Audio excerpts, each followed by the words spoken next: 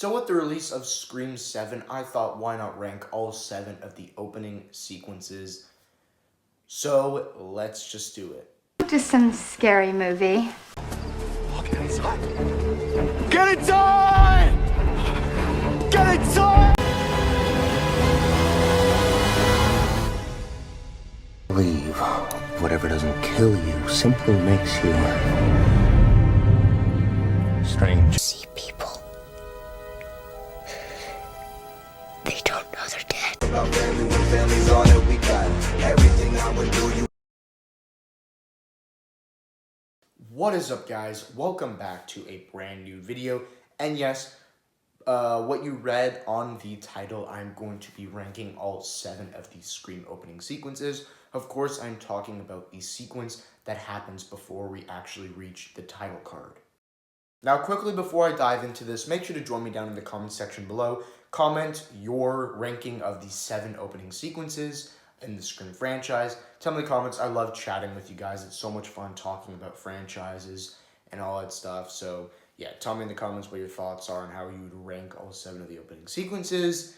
Yeah, so without further ado, let's just dive into this ranking. So coming in last place for the weakest opening sequence in the Scream franchise is going to be the Scream 4 opening sequence. Now, I don't hate this opening sequence, but I think it is one of the weaker parts of Scream 4. But I love Scream 4. If you guys haven't seen my ranking, go check it out. I ranked all 7 of the films, and spoiler alert, Scream 4 is my favorite Scream sequel. But yes, like I said, one of the weaker parts is definitely the opening sequence, and I used to hate the opening sequence. I've only seen Scream 4 twice in my life. The first time I watched the movie, I hated the opening sequence. I thought it was terrible. Why are there so many fake outs? And then once you get to the sequence, I just don't care. It doesn't work anymore. It's not effective. Blah, blah, blah, blah, blah. So I used to hate it. After rewatching the film like a month ago almost, yeah, I kind of respect this opening sequence. I still enjoy it. It's kind of cool because, yes, there's a huge gap between Scream 3 and Scream 4. 11 years without a Scream 4. Pretty crazy. You know, it must suck to live through that. And what the Scream 4 movie is trying to do is it's showcasing basically what the Stab franchise has become. Because there's such a big gap between the two films, we're curious to know, what's the Stab franchise been up to lately? And it's kind of showcasing what the Stab franchise has become, or like little bits and pieces of the film. So I thought that was kind of cool, what they did there. And of course, the actual sequence is pretty good as well. But also, I just want to mention, when they do the fake out scenes, it's kind of cool seeing these like big stars and like these little, like kind of like comedic scenes almost.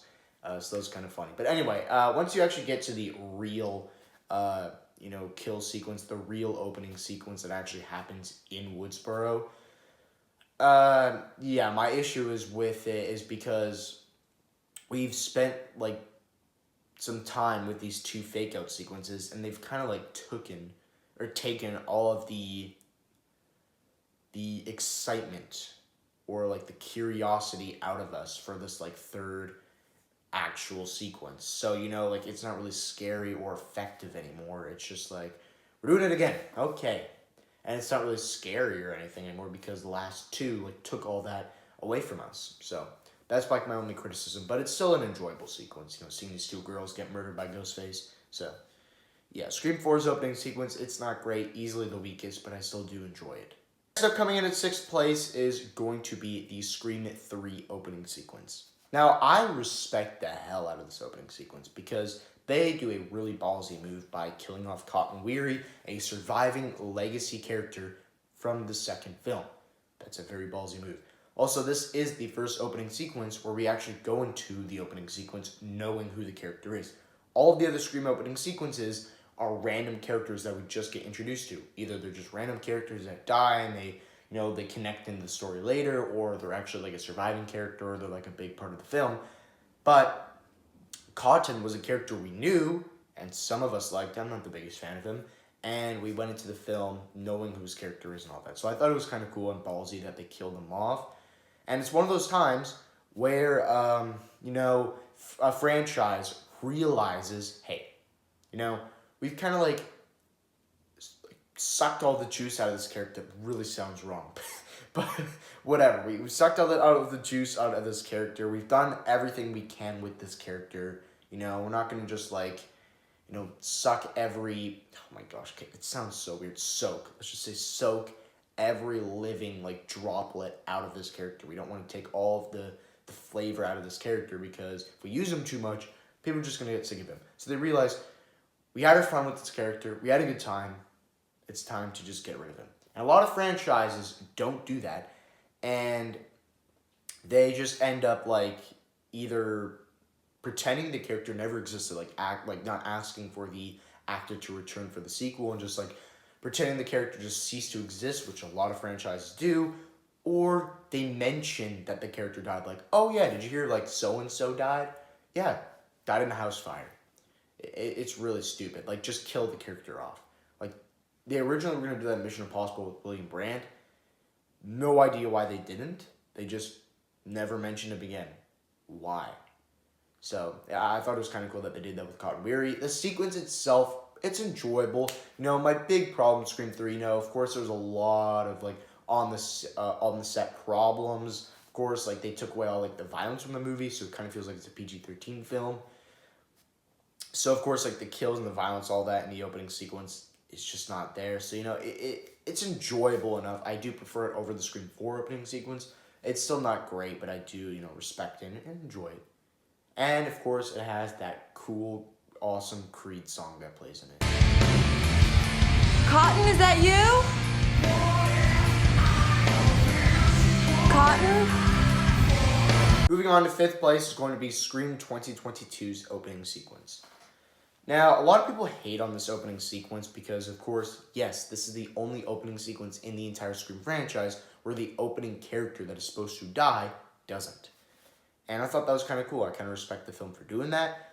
You know, if they killed her off, we wouldn't get Jenna Ortega's Tara. So, you know, I'm kind of happy they didn't kill her off. The sequence itself, it's pretty cool. I like how they take, like, a modern spin on the original Scream's opening sequence. You know, they kind of have fun with, like, technology where, you know, she has, like, this app where she can access all, like, the cameras and all that in her house. They toy with that a little bit and use it kind of, like, in a scary way where their Ghostface kind of has control over her, and so it's, like, going back and forth between disarmed and armed, and it's kind of terrifying. Jenna Ortega's acting in this scene is so good. She is incredible in this scene, and she's great in both films that she's in. But in my opinion, I think that she delivers her best performance in the opening sequence of Scream 2022. I thought that was a fantastic performance from her. She was amazing. And the sequence itself is just really brutal to watch. I mean, she gets stabbed in the stomach a couple times, in the back a couple times. She gets her freaking foot broken. She gets stabbed in the hand. Like, it is a brutal scene to watch. And yeah, it just kickstarts the film. And I thought it was really cool that they decided not to kill her off. You know, Scream 5 does some really ballsy moves, and this was definitely one of them. So coming in 4th place is going to be Scream 7's opening sequence. This is a great opening sequence, man. I loved it. You know, one of my biggest issues with Scream 7, it doesn't have that, like, meta commentary that all the other Scream movies are famously known for having. Scream 7 doesn't have that.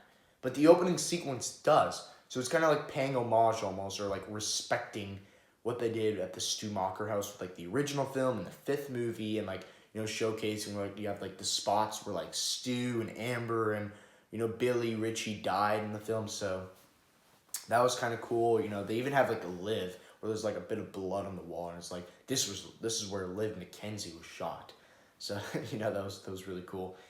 And, you know, they discuss movies and all that. It's just a really fun sequence to see. You know, I love how, like, the Macher house has become, like, an Airbnb.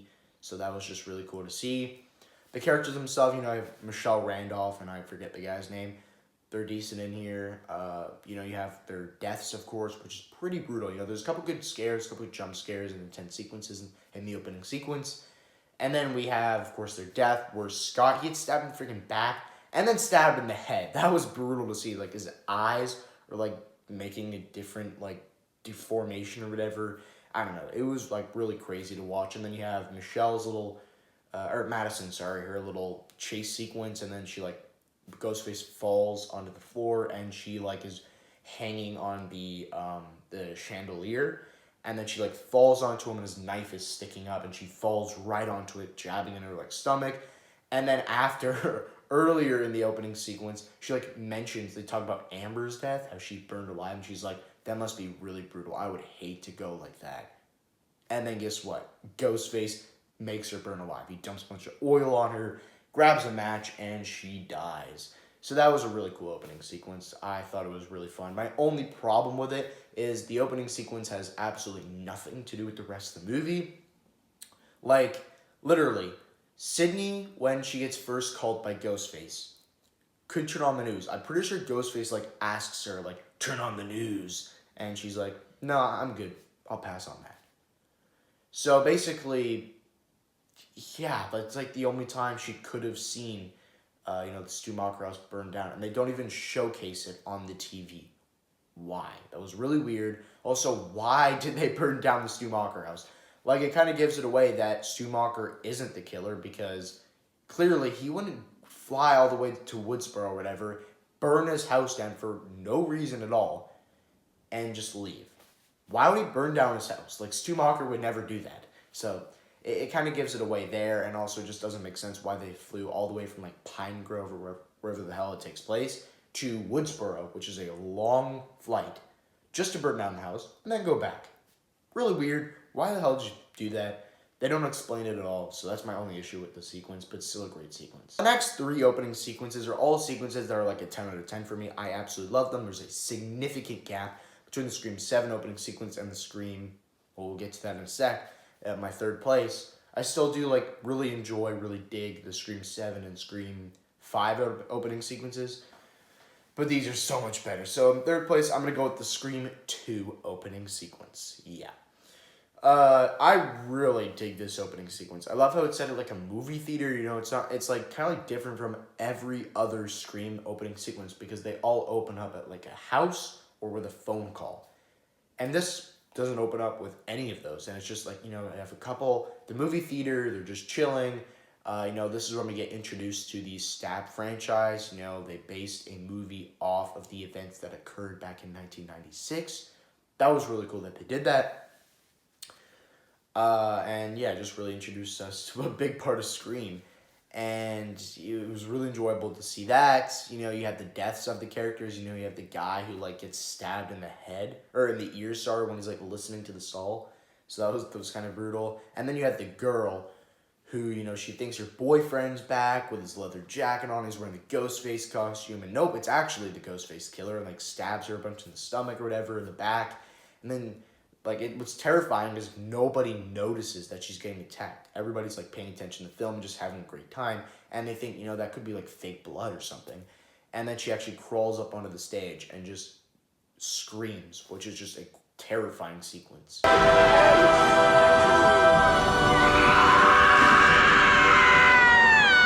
Next up, coming in second place for my runner-up is going to be Scream 6's opening sequence.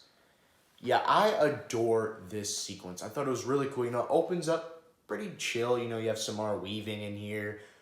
She's talking to a guy who thinks is the guy who asked her out. She's having a good time. They're playing around with the New York setting. And then she goes in the alleyway. She gets stabbed to death. She dies. Pretty brutal sequence. And then we get a Ghostface reveal in the opening sequence. This is one of the most shocking moments in the entire franchise. We got a Ghostface reveal in the opening sequence of the film. Pretty insane. I don't think any of us expected that when we watched this film for the first time. I thought it was really cool. Yeah, and then we get to see, like, Ghostface walking around. He says hi to Tara. So we get to see, like, a Ghostface in the film from the Ghostface's perspective. So that was really, really cool.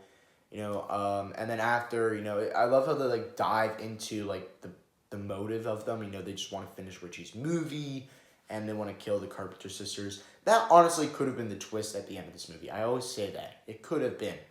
I think it would have been a better twist than what we actually got in Scream 6. You have these two characters. They play big roles. They're, we get to see Greg alive. And, yeah, or maybe we even know who the killers are. Like, I don't know. That could have been really cool.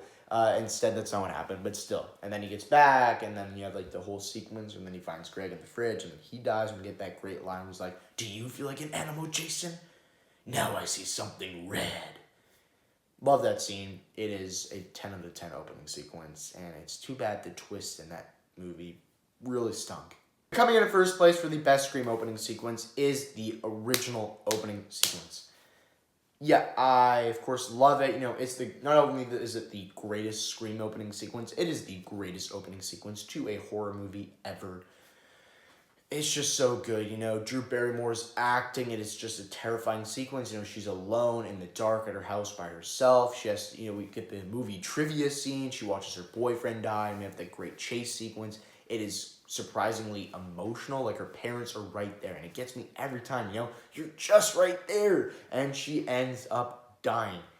Very, very sad. And then you get to see like the parents' reaction to her death. It is so sad. It's intense. The most terrifying opening sequence ever. It's so good.